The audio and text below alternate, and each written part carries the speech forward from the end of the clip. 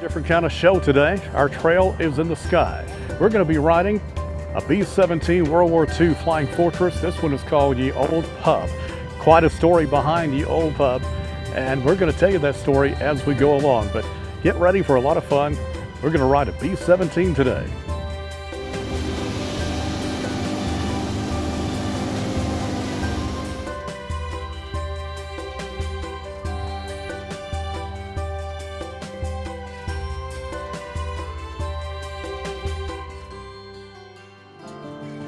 Beautiful morning here in Tullahoma, Tennessee. We're at Short Springs State Natural Area, and we're going to go to Machine Falls, and then we might just make our way around the creek to Busby Falls, upper and lower. Beautiful area here at Short Springs, and it is located in Tullahoma, Tennessee. So come with us. Let's enjoy another hike.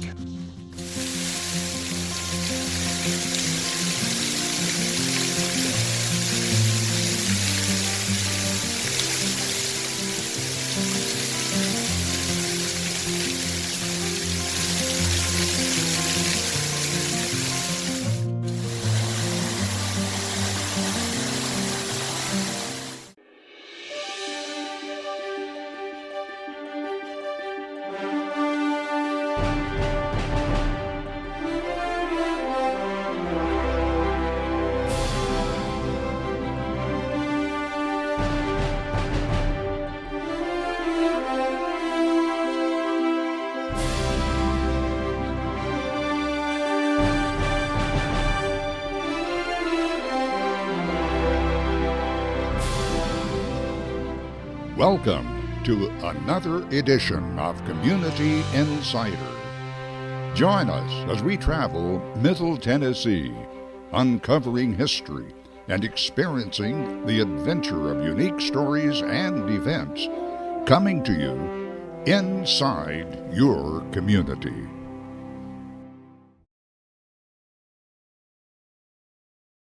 Hi, my name is John Hess. I'm a volunteer for the Liberty Foundation, and we help tour this B-17. It's painted in the markings of Ye Old Pub to help honor our veterans and educate people about World War II. Just wanted to let you know we're giving B-17 flights this weekend. Rides are $475 per person. We also have P-51 flights available. And their website is www.libertyfoundation.org. Our phone number is 678-589-7433. In just a moment, we'll hear from 96-year-old Edwin Bell, a veteran of 35 flights aboard B-17s and B-29s in World War II. Hit our button when the Bombay doors in the airplane up here opened up. All we had to do, 2 switches, all we had. And that would salvo whatever the thing was set up to do. I did that. We went to Romania, Ploesti, Bucharest, all in Romania. We went there in the oil fields mostly.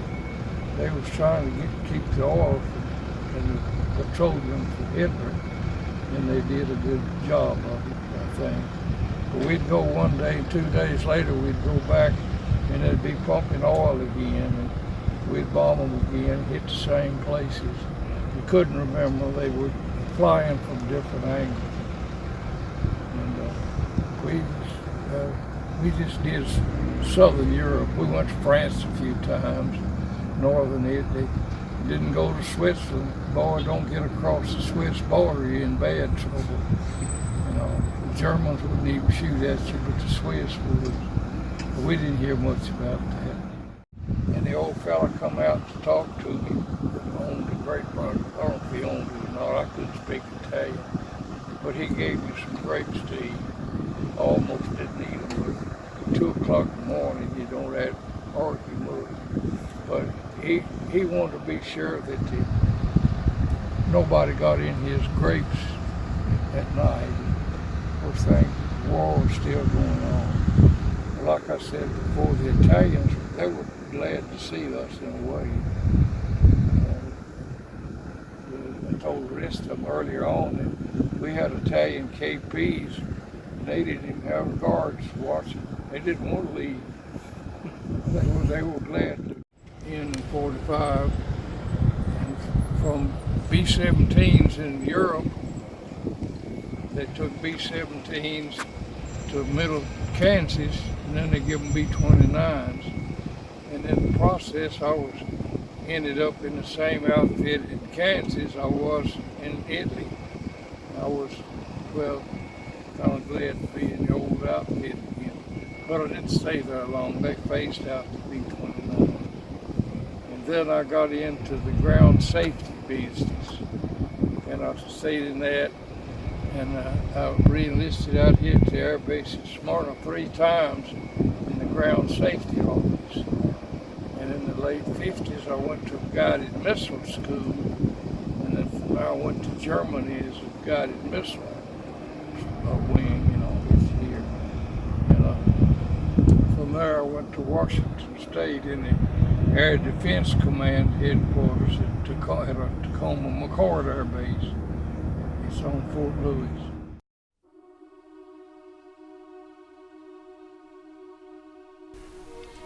The incident happened on December 20th, 1943, when after a successful bomb run on Bremen, Charles Charlie Brown's B-17 Flying Fortress named Yule Pub was severely damaged by German fighters. Luftwaffe ace Franz Stigler had the chance to shoot down the crippled bomber, but for humane reasons decided to allow the crew to fly back to England.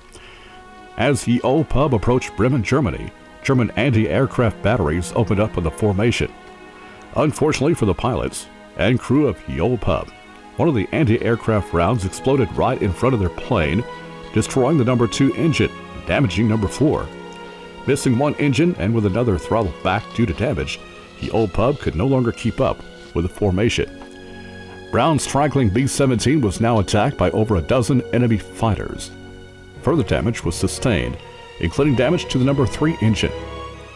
The gunner's weapons then jammed, and most of the crew were wounded.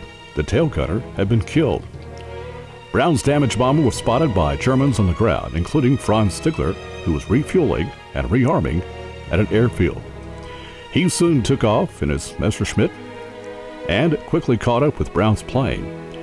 Through the damaged bomber's airframe, Stigler was able to see the injured and incapacitated crew.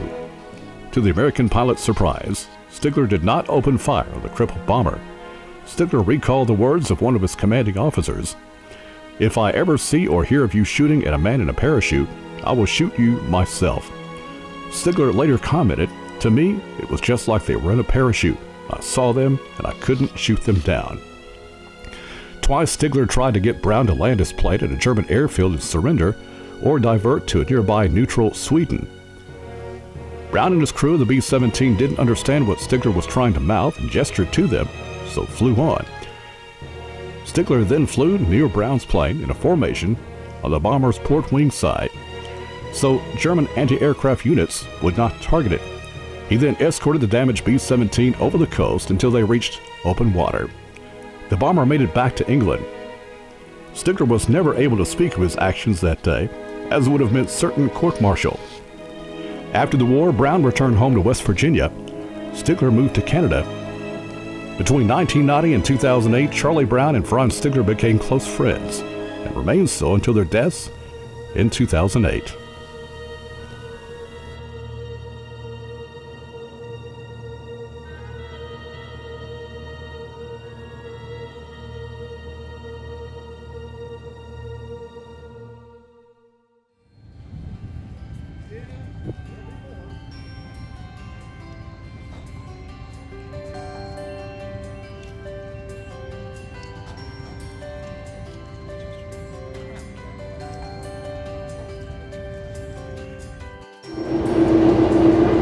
Getting ready to take off on the old Pub.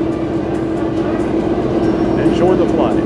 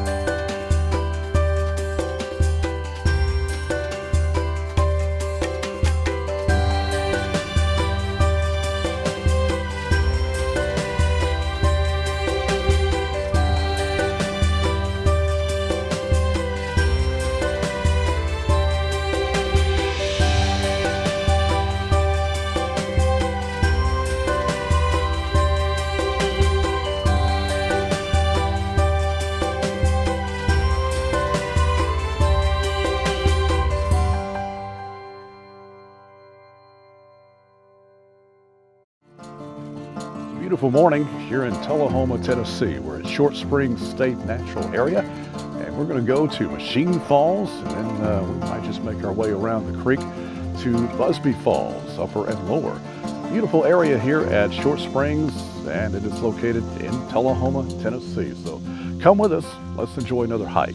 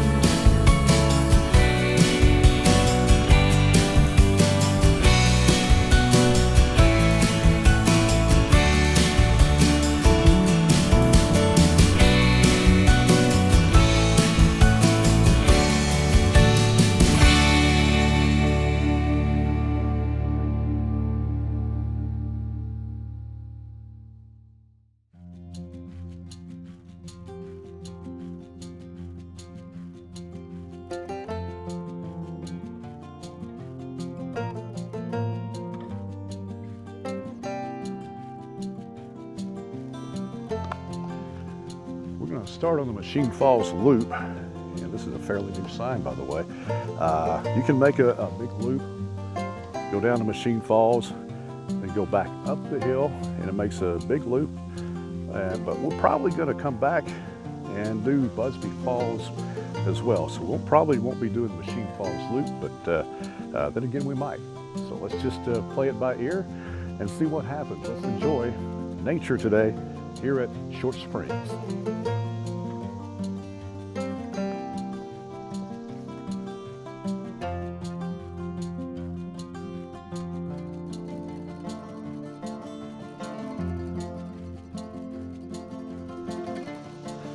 A few years ago, a tornado came through here, did a lot of damage, knocked down a lot of trees, and you could see the power of that storm. Look at these tree roots. It's huge, and it just blew over this huge tree right here. So we'll get down in here and kind of give you an idea of how big that is. Look at this.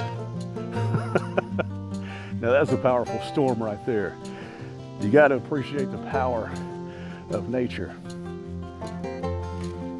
And you'll find this several other places around the area. First time we came after that tornado, it was in the wintertime, and it's actually pretty ugly up here because of all the trees that were down. But in the spring and summer, the greenery kind of covers it up. It's not that bad, but the damage remains, and it's going to take a long time for this place to fully recover from that big tornado that we had.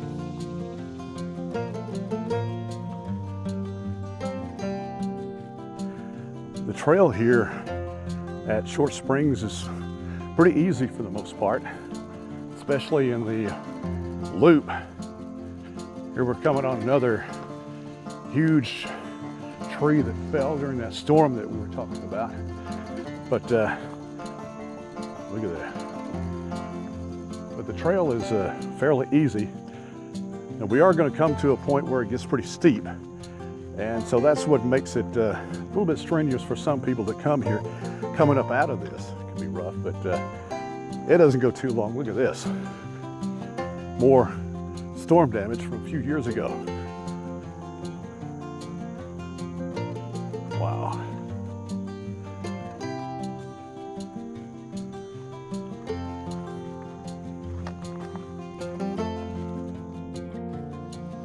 We've come upon some wild asters, which is a harbinger of fall approaching. These are very beautiful. Kind of violet color with yellow in the middle. Very nice. All right, we've come to the point in the trail where it gets a little more difficult. Very steep. You got to be careful going down, and it'll wear you out coming up too. Now, during this early spring, this hillside here is covered with wildflowers, mostly Sweet Betsy Trillium and different other kinds of wildflowers. Very beautiful if you come here in early April. So that might want to put that on your calendar if you like wildflowers.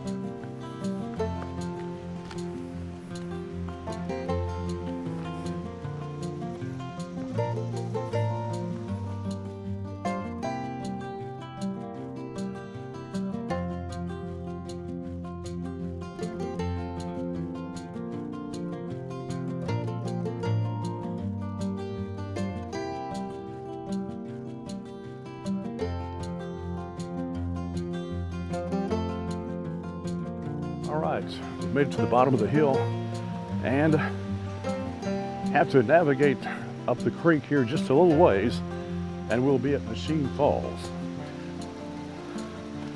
But it's a beautiful little creek here, and for the most part you can navigate it without getting too wet because we haven't had a whole lot of rain lately. But we're prepared if we have to get in the water. I might add, this place is where you might say I had my epiphany about hiking.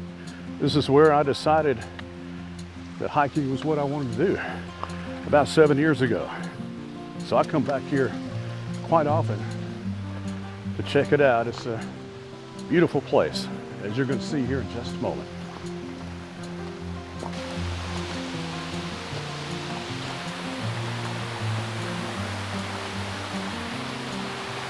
Waterfall's looking good today.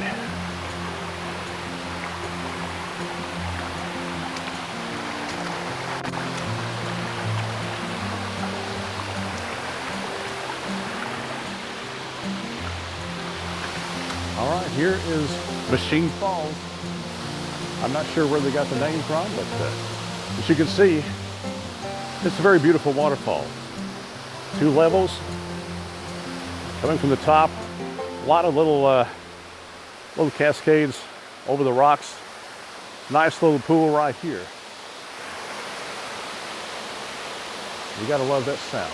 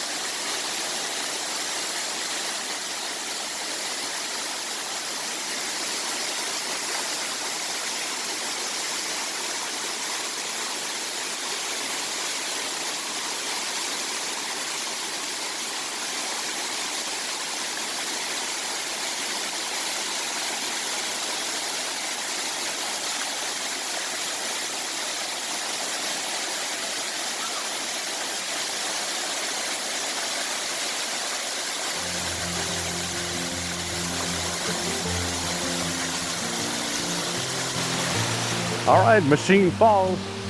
What do you think? Very tall waterfall. Comes around all these rocks.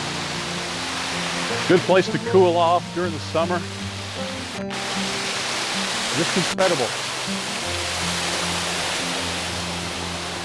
And then as you see, it drops down right here.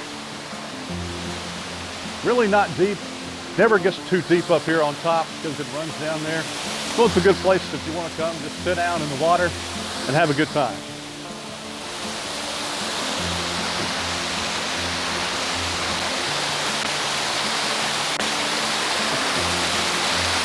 Woo!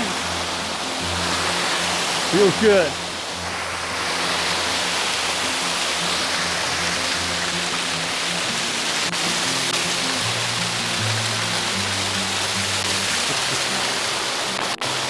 One of my favorite waterfalls.